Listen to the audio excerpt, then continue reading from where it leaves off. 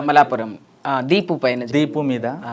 So అది ఎందుకు జరిగింది, ఎలా జరిగింది? అంటే యాక్చువల్లీ మనం బాగా గమనించవలసింది ఏంటి అంటే ట్రాన్స్ మహిళలు, ట్రాన్స్జెండర్ కాదు, ట్రాన్స్ మహిళలు ఎవరైతే ఉన్నారో, హిజరాలు ఎవరైతే ఉన్నారో వాళ్ళు ఒంటరిగానే ఉంటారు యాక్చువల్గా. ఫస్ట్ కమ్యూనిటీకి వచ్చిన తర్వాత ఫ్యామిలీని అందరినీ వదిలేసి రావటం, ఎవరితో కనెక్షన్స్ ఉండవు, ఓన్లీ కమ్యూనిటీతో ఉంటుంది వాళ్ళకి కనెక్షన్. ఆ కమ్యూనిటీలో ఉంటున్నప్పుడు ఏమవుతుంది అంటే అరే వేరే వాళ్ళని చూసి నేర్చుకోవాలనుకుంటారు కదా, నాకు ఒక బాయ్ ఫ్రెండ్ ఉండాలి, నాకు ఒక భర్త ఉండాలి, నేను పిల్లల్ని అడాప్ట్ చేసుకుంటాను, నేను కూడా ఒక ఆడపిల్లలాగా సొసైటీలో బ్రతకాలని ఒక చిన్న ఆలోచన ఉంటుంది ఎవ్రీ ట్రాన్స్ విమెన్కి, ఇంక్లూడింగ్ మీ.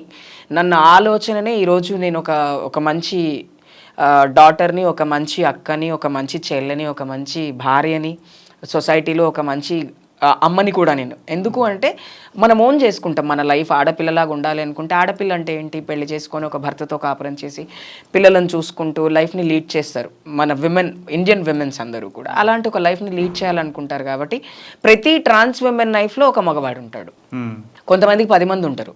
అది ఎట్లా అంటే గివ్ అండ్ టేక్ పాలసీ. నచ్చితే నాతో పడుకో, నాకు ఈ రిలేషన్షిప్స్ మీద నమ్మకం లేదు, నీకు కావాలనుకుంటేరా నాకు ఇంత డబ్బులు ఇయ్యి, లేకపోతే ఇద్దరికి నచ్చినాం కదా ఇద్దరము ఫ్రీగా అయినా మన ఇద్దరం మ్యూచువల్ అండర్స్టాండింగ్లో కలుద్దాము తిరుగుదామని కొంతమంది ఉంటారు. కొంతమంది ఎట్లుంటారంటే ఐ లవ్ యూ చెప్పిన తర్వాత దానికి స్టిక్ ఆన్ అయిపోతారు. వీడే నా ప్రపంచం, సర్వం తినే అన్నట్టు. మనం సంపాదించిన డబ్బులు కావచ్చు, మనం సేవింగ్స్ పెట్టుకున్న డబ్బులు కావచ్చు, ఏమున్నా కూడా తనకే ఇస్తాం. ఎందుకు అంటే ప్రేమను కొనుక్కుంటున్నాం మనం. ఫస్ట్ మన ఎంబడి పడతాడు, మనం నెగ్లెక్ట్ చేస్తాం కొన్ని రోజులు. అందరి లైఫ్లో ఎవరి లైఫ్లో ఓపెన్గా చెప్తున్నా, కొజ్జోడి జీవితంలో మగోడు శాశ్వతం కాదు అన్న డైలాగ్ నేను పోయిన ప్రతి చోట కొడతా. ఎందుకంటే ఉంటారో ఉండరు మనకు తెలియదు, రేపు ఖచ్చితంగా వాళ్ళ ఇంట్లో వాళ్ళు పెళ్లి చేస్తారు, మనకు అవసరమా? ఉన్న రోజులు సంతోషంగా ఉండండి, ఒకవేళ పెళ్లి చేసుకొని వెళ్ళిపోతా అంటే లెట్ హిమ్ గో, వదిలేసేయండి, అసలు బలవంతం చేయొద్దని చెప్తా నేను. నా కమ్యూనిటీలో నేను ఎవరికైనా ఫస్ట్ చెప్పేది ఇదే వర్డ్. అయితే దీపు యాక్చువల్లీ హైదరాబాద్కి వచ్చినప్పుడు మన కమ్యూనిటీలో హైదరాబాద్లో ఒక 1 వీక్ 2 వీక్స్ ఉంది.